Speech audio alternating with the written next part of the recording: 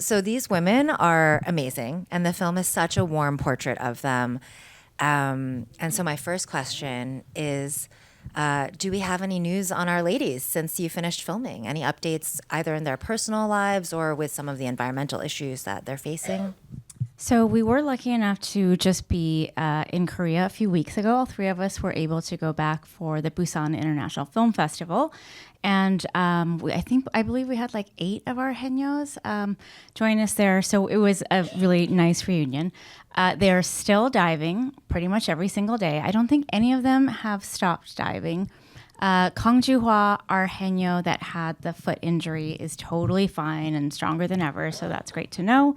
And then the happiest news is that Sohee, our youngest Henyo, recently got married, and not via the matchmaking of the Henyos, just regular marriage. So, but they're all great. And, you know, we did speak a little bit about just the Fukushima water release. It's continuing to happen. It's happening in kind of batches, and they just finished, I believe, the 5th batch. And, you know, they're still deeply concerned about it, but they're still, you know, as you see in the film, nothing's going to stop them from diving. They're still going to the water. So they said that for them, it's important that they continue to fight it. There's still protests that are happening in South Korea. And a lot of them are revolved around the Yoon administration of South Korea is just allowing it to happen. So there's a lot of protests trying to get him out of government. But other than that, they've kind of just gone back to the regular life of just diving every day and being with each other and community with each other.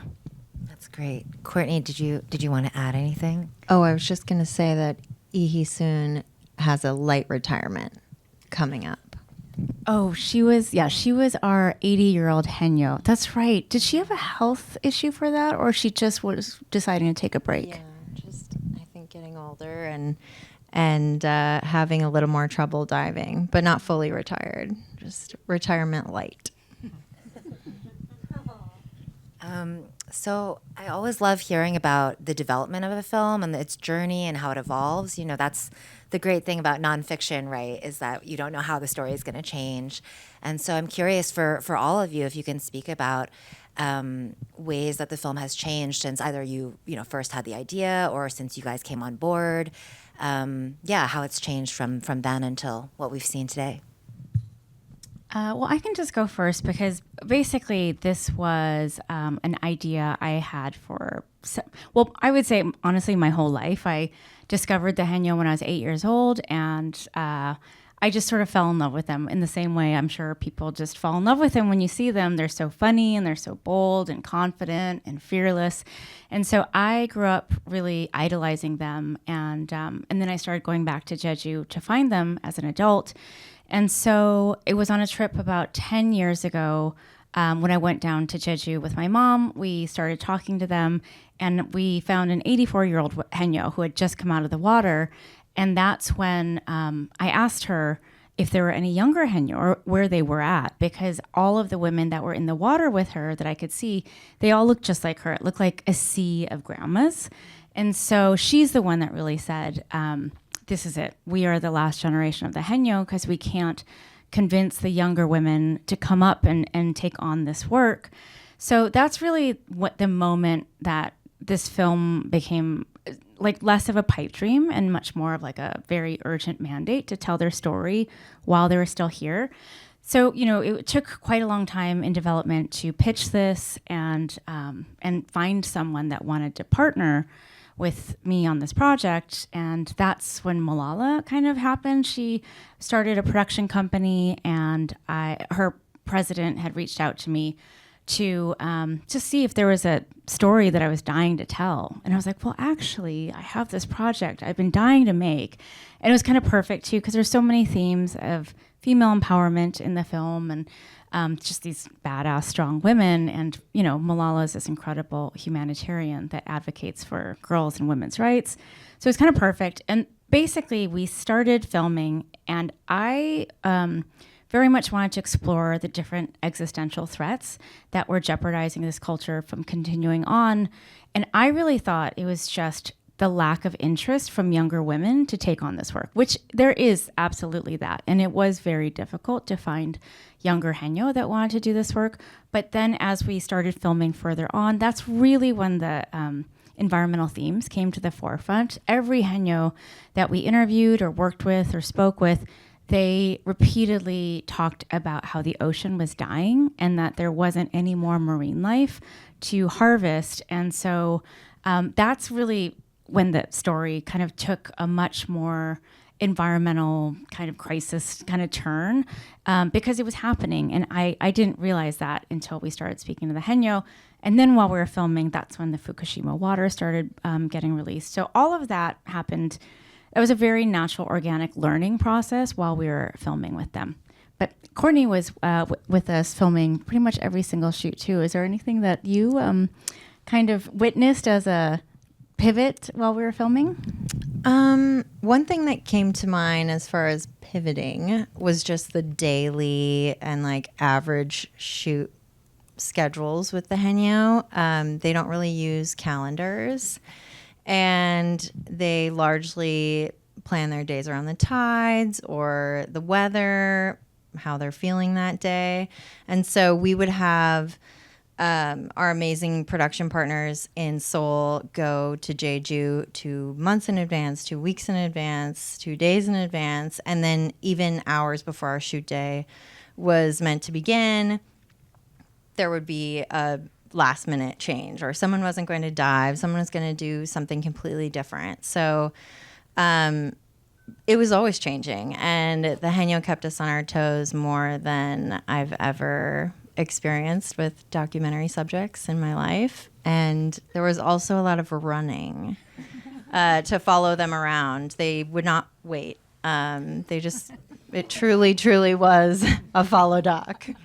Yeah, there was no staging anything. If you weren't there filming right when they went into the water, you just missed it and you just didn't get it. So that was great because everything that they did was so authentic in front of the camera, but it did keep us on our toes to just always keep our eyes on them, be there an hour early just in case they change their schedules and decide to dive earlier that day. So yeah, it was a lot of fun though. I love A Sea of Grandmas would be a great alternative title. I really would. I would watch that. Damn it. That would have been a great title. So in the film, we really stay with the core group of women. And I'm curious if you filmed other things that didn't make it into the film, you know, if it was always really tightly focused on them or if there were other things that you explored. I'm going to answer this a little bit, and then I want Erin to talk about this because she really received the brunt of what you're talking about.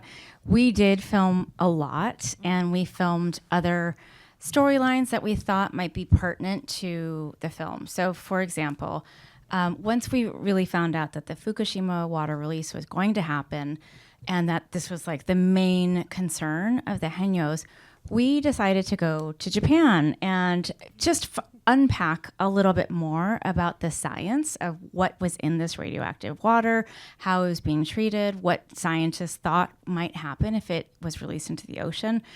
We spoke with Japanese anti-nuclear energy activists. We did a whole segment in Japan, and Courtney was with me. It was like it was a proper shoot in Japan. And then we got to the edit, and I'm going to let Erin take over. Yeah, that was something to really reconcile with, where on the one hand, there's, a lane where it's very slice of life following the Henyos. And then there's this other lane that is, political thriller, and it's, has these intersections around, the environment and feminism, and we were just like, okay, somehow this has to fit. And there were a lot of experts and scientists and other activists, and as the film was really, coming together and cohering, I feel like there's always a moment where the film starts to talk back to you and tell you what it needs or doesn't need. And so the more that, we progressed, the more that we started really pulling back on, we just lost Japan altogether. And you even shot in Washington, D.C. Oh, yeah. at one point. We filmed with the UN Special Rapporteur to get their perspective on the radioactive water release. Yeah. And was a really wonderful process, because overall everybody was really on the same page, where we're just like, the real magic are the Henyos. That is where, just the life of the film is. And so yeah, we do need to follow this storyline, but also it has to always be through the lens of the Henyos. But it wasn't until like pretty late that we found out that Jung Soon-duk was going to be speaking at the UN. And that came together very quickly. Sorry to make your life flash before your eyes again, because that coincided with a pickup shoot in Jeju. But that was, I think, for all of us, or for speaking for myself, when it really was like, okay, this storyline is really landing somewhere, because Jung Soon-duk is going to go and speak and represent the Henyos there. So, yeah, that was, that's where it kind of came together, and just sort of things sort of naturally fell away. Yeah. I mean, I really appreciated that close focus on the women. I mean, like you said, they are like the heart and soul. They're where the magic is happening. And I thought it was funny that there were almost no men in the film, and very fitting for a film about this matriarchal society. So I'm curious, now that we're talking about the edit also, I really also appreciated the balance between, the very serious and in fact existential issues that these women are facing, but also just this like joyful celebration of this like beautiful tradition that they're part of, and also balancing the sort of narrative thrust of the activism with just these quiet moments where we get to see their personalities and relationships. So I would love to hear about, if the edit went back and forth a lot in balancing all of those different elements, and maybe some of the big questions that you all were thinking through in the edit that came up a lot. So when I started, I just fell in love with the material right away. And, Sue and I would talk, and I'm like, oh my God, and the first footage I watched really was a lot of the underwater cinematography. And so just seeing these women in their element and just their bodies like gliding through the water. First of all, I had this kind of empathetic reaction where I was holding my breath alongside with them. I kind of realized what was going on. And then I got to know them through their interviews second. But, with Sue and I, we would, talk back and forth. And so that's how I met them. And then I was shocked when you told me that in Korea, they're historically sort of portrayed as sad grandmas. Exactly. Yeah. I was like, how is that possible? Just look at how they are. Their attitudes are amazing. And so, I was just like this.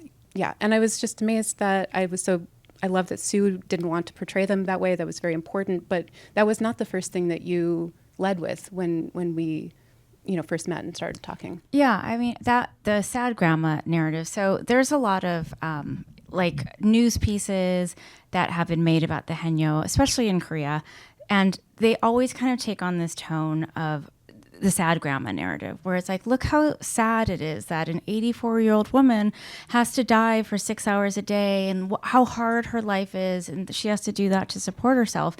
And so that's, whenever I did research, that was just always the prevailing narrative that I read about. And then when I started speaking to the Haenyeo, especially before we started filming, every single person that we worked with, I asked them, what do you want the world to know about the Haenyeo culture? What do you think people don't know about the Haenyeo culture that you hope comes through in this film? And they almost all said, we are not sad grandmas. We are so proud of this work. It's hard work. We've done it for centuries. We've supported our families. We've supported the island of Jeju with this work. We love the ocean. They have a very deeply spiritual relationship with the ocean. So that was kind of like part of my initial conversations with the Haenyeo, is that I promised them essentially that no matter what happened in this, we're going to follow them. No matter what happens to them, I would make sure that we as a team would give them their power and their agency back in a way that felt very authentic to who they are. So that was, and then to your point about the joy, it's true. There's like a lot of kind of doomsday information you find out about environmental decline and what's happening to the ocean, but they themselves are just so joyful and vibrant and full of life that we didn't even have to try hard to like integrate that into the film. It just is in the footage. It's who they are. They're joking and fighting and laughing, and that's how they live every day. So it was really just a matter of like letting them shine and not putting too much structure or commentary over it. Courtney and Sue, did you at any point experience diving? Were you like, I should try this out and see what it's really like? I am a terrible swimmer, and then I thought maybe I'll like get certified in scuba before, but I'm also kind of claustrophobic. So basically, I was always on the boat, and I was always there. And the underwater cinematographer, he's amazing, Justin Turkowski. He would always, come back up, and we'd look at playback during breaks and stuff. But not only would I not have helped anyone by being underwater, but I probably would have been in the shots too, because he's filming 360. So I didn't get in the water. But Court? I did paddle RDP around on a kayak and wrangle some jellyfish. Just a typical documentary shoot, Yes, but it is infectious, and you want to dive with them, but when you're there, you see how dangerous it is, and it looks so peaceful above the water, and then being in the kayak, you're seeing the waves slamming into these sharp rocks and like barnacles covering them, and they're pulling off the barnacles and eating the barnacles as a snack while they're diving, and like it's the level of skill and the level of diving that they do is pretty high. So aspirationally, I would love to learn, but no. Well, just I guess one last question. I mean, I really loved the younger Henyos. They brought such a different energy and to the film. And I'm curious, did they not have any elder Henyos in their kind of town where they were, and then you guys facilitated the meeting with the Jeju ones, or? They did have elder Henyo in their fishing village. My understanding, what they told me, is that the elder Henyos were not super welcoming to them, and they tried for a couple years to become part of that Henyo community. And it was very much a tough love kind of test. And so they basically found each other. They were diving with different fishing village communities, and they found each other because they were both younger, and they both kind of naturally gravitated towards each other. They're like sisters now. They do everything together. And then they sort of naturally wanted to take it towards a social media route. And so they basically just started diving on their own without the older Henyo community. And I think maybe that's partly why they were so in love with the elder Henyo that they met on Jeju, is because they were so warmly embraced by them. And I don't think they received that same kind of welcome from their own Henyo community. So but it for sure was one of the most touching things to witness in person, was just how those two intergenerational communities really gravitated towards each other. Totally. It was absolutely one of the most touching elements. And I think, to what we were talking about, like a nice counterbalance to all this doom and existential kind of crisis, is seeing that, there is still this intergenerational bond being created, and they're able to find that community. All right. Well, I think we'll wrap it up, but please join us for the reception afterwards. All of our filmmakers are staying to join us for the reception, so you can ask them your burning questions then. Thank you. Thank you. Thank you.